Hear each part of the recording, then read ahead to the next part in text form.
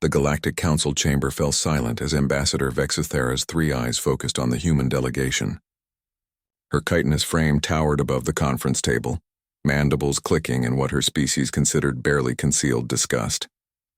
Humans, she began, her translator rendering the word with particular venom, are perhaps the most fragile species to ever achieve spaceflight.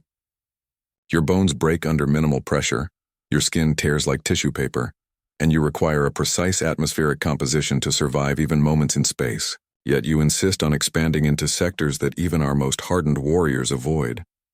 Captain Sarah Chen remained seated, her dark eyes steady as she met the ambassador's gaze.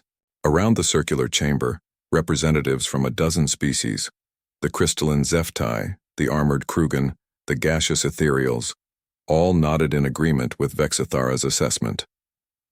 The Outer Rim territories, continued the Vexthera, are death incarnate. The shadow predators there have claimed entire Krugen battle fleets. Our psychic scouts report things that even the ethereal's collective consciousness cannot comprehend. No species has successfully established a permanent presence beyond the Meridian Gate in over 3 centuries. And yet, Captain Chen said quietly, my people have been living there for the past 50 years. A ripple of dismissive sounds echoed through the chamber. The Krugen representative, General Thokmet, leaned forward. His species had conquered 17 systems through pure military might, their natural armor and strength making them the galaxy's premier warriors. Impossible, Thokmet growled. We sent our finest battalions to investigate human claims of settlement. They returned, broken. Speaking of humans moving through absolute darkness as if it were daylight, of creatures fleeing before human children played in areas where our sensors detected apex predators. Captain Chen smiled, a gesture that somehow seemed to unsettle every alien in the room. General, your people are indeed mighty warriors, but you fight the darkness. We learned long ago to become part of it. She activated her datapad, projecting holographic images above the table. The first showed a human settlement on a world where perpetual night reigned. Bioluminescent fungi providing the only natural light. Children played in areas where massive, shadow-draped creatures lurked just beyond the settlement's borders. Kepler 442c, Chen explained. Surface gravity 3 times Earth normal. Atmospheric pressure that would crush most species. The indigenous life forms are ambush predators that hunt through electromagnetic manipulation and pheromone tracking. The next image showed humans working alongside creatures that resembled living. Nightmares, all claws, teeth, and writhing tentacles. They tried to hunt us at first, Chen continued conversationally. Took them about 6 months to realize that human children found their mating calls cute and had started leaving food offerings. Our teenagers began racing them for sport. Ambassador Vexithera's translator crackled with static, struggling to process the emotional undertones of her response. This is fabrication. No species voluntarily enters predator territory and emerges unharmed. You're right, Captain Chen agreed. No sensible species does that. But humans aren't particularly sensible. We're the species that looked at fire and decided to tame it. We saw the ocean's depths and chose to explore them. When we encountered the vast emptiness of space, we built ships and called it home. She gestured to another image, a human research station suspended in what appeared to be a living void, where darkness itself seemed to have gained malevolent sentience. The shadow realm of Proxima 7. Your species call it the Devourer of Light, we call it Tuesday. Her smile widened. Dr. Martinez has been studying the photovoric entities there for 3 years. They initially tried to consume him, but apparently, human stubbornness is indigestible even to creatures that eat light itself. General Thokmet's armored fists clenched. Your boasts mean nothing. Courage without strength is merely elaborate suicide.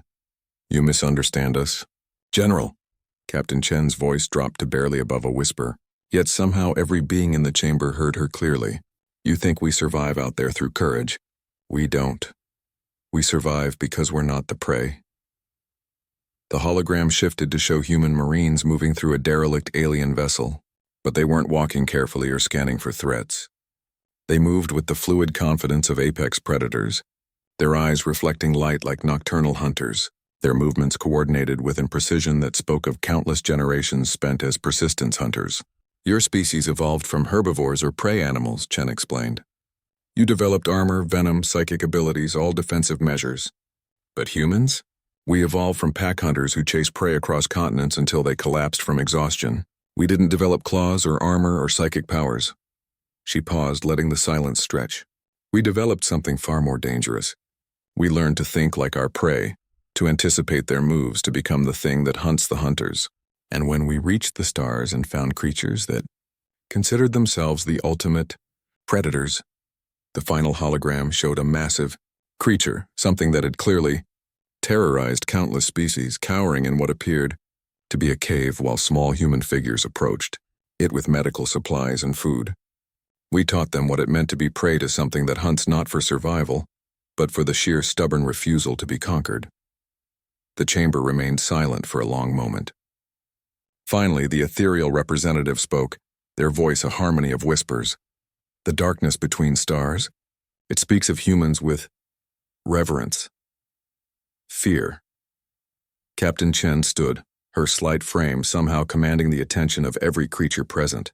You called humanity fragile, and you're right. We break easily. We die from things that wouldn't inconvenience your species, and we require precise conditions to survive. But there's something you've never understood about fragile things. She walked toward the chamber's exit, pausing at the threshold. When something fragile refuses to break, when it adapts instead of yields, when it looks at the impossible and says, "Watch me," that's when the universe learns to be afraid. Your monsters hunt where they can see. Our monsters hunt in the dark where yours fear to walk. As the door sealed behind her, every species in the chamber was left contemplating a disturbing new reality. In a galaxy full of predators, humanity hadn't become the prey. They had become the nightmare that other nightmares checked under their beds for. The Outer Rim territories suddenly seemed far less appealing for expansion, not because of what lived there, but because of what had made it home.